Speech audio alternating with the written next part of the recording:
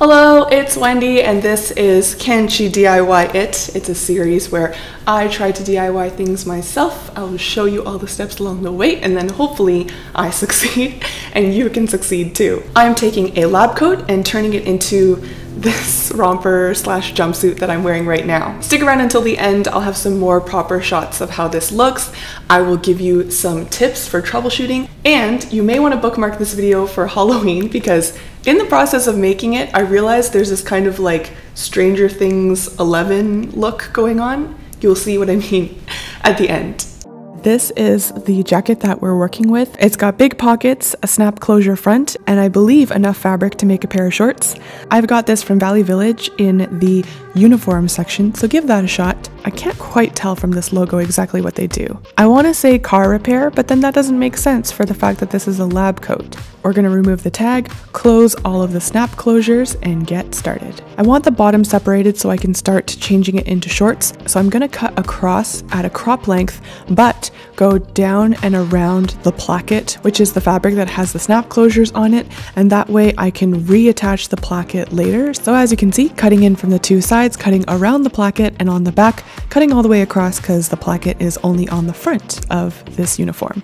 With that bottom fabric, what you see here with the white chalk is a tracing of a short pattern. This shape that I'm cutting out covers the front and back of one leg. I'll put a link in the description to the video where I showed how to create patterns from your clothes.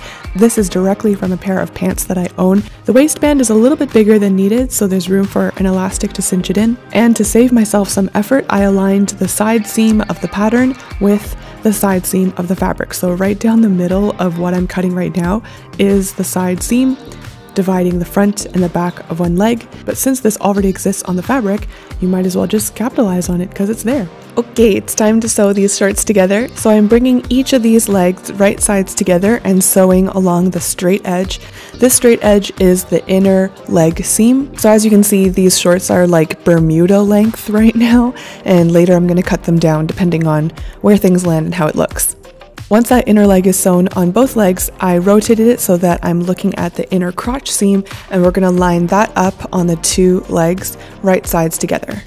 A helpful tip is to align the inner leg seams at the bottom middle of the crotch seam first, and then pin your way up the two sides of the U-shape so that now it's all fixed in place and you can just sew a straight stitch all along the U-curve. Giving it a try on, we're inside, that's a success. And I actually kept the front open because I remembered that I had saved that placket for the top piece, and if you don't leave a little bit of opening in the front of the shorts, then the plackets won't be able to open or close anything, so just give yourself a little room and you can always close it off better later on. I did purposefully align the back of the pattern with the side of the fabric that had those big pockets because I was hoping that those big pockets could become big back pockets. Bringing it all back together, you can now pin the shorts back to the top. I did this right sides together, making sure the side seams are aligned, the center back is aligned, and the opening that I left on the shorts lines up with the opening that approaches the placket on the top. Once it's all pinned, I sewed around in a straight stitch. I'm just making my way around, but something I want to point out is that the top and the bottom obviously do not align perfectly. My top was a teeny bit bigger than the shorts. What I did was I manually put in a few gathers along the top so that it would help to align with the shorts. And there's three places that I thought would look good with these little gathers. The center back of the top on the left and the right, kinda aligned with the outer edge of your abs. I find that's a nice spot to give a little shaping accentuation. Okay. Yay! We got legs!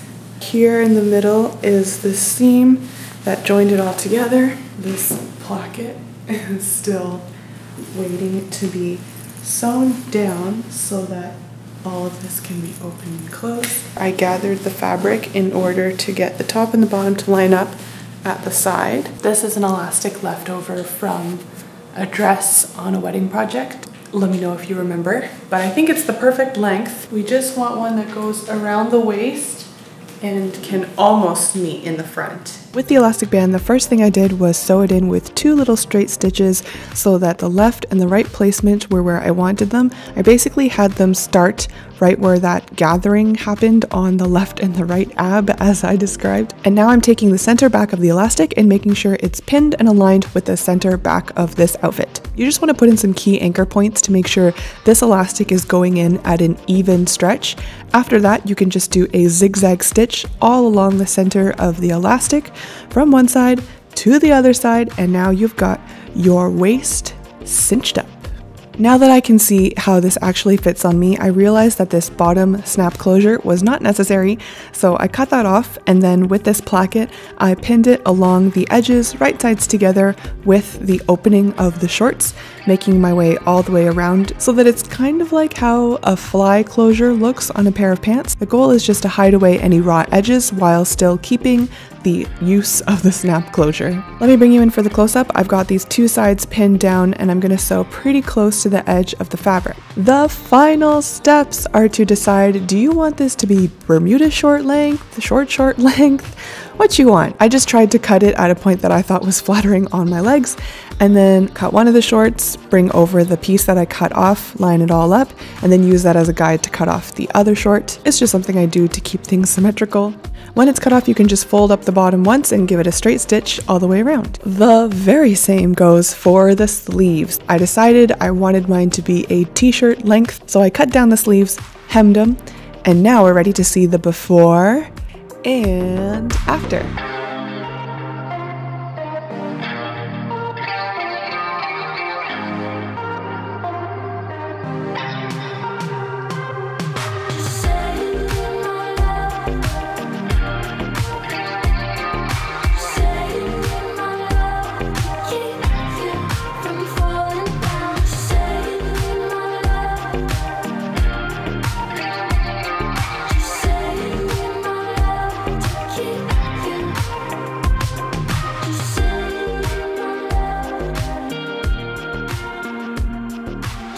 Hope you enjoyed this tutorial. Some of the troubleshooting things that I ran into was I had too much fabric in the front. If you run into that situation, just take the fabric on the placket and keep like taking more and more in through a dart. So as you can see, these 2 buttons are way closer to each other than these 2, and that's because in here I like pulled away a lot of fabric to try to reduce the bulk in the belly area. Make sure for the hems you do it as tight to the edge as possible, because this fabric is not very forgiving because it's super stiff. So you want to like keep your hems close so that you don't end up with this like loose, bulky kind of look at the hem. Add a belt. I kind of wish I had like a bright yellow belt, but for now I've got this little black one, and that will help the whole thing to stay put and cinch in as well. I had one other jumpsuit planned and I wasn't sure if I had enough time to include it in this video or not, but stay tuned for that. This was more of that like street style, cool, relaxed type of jumpsuit,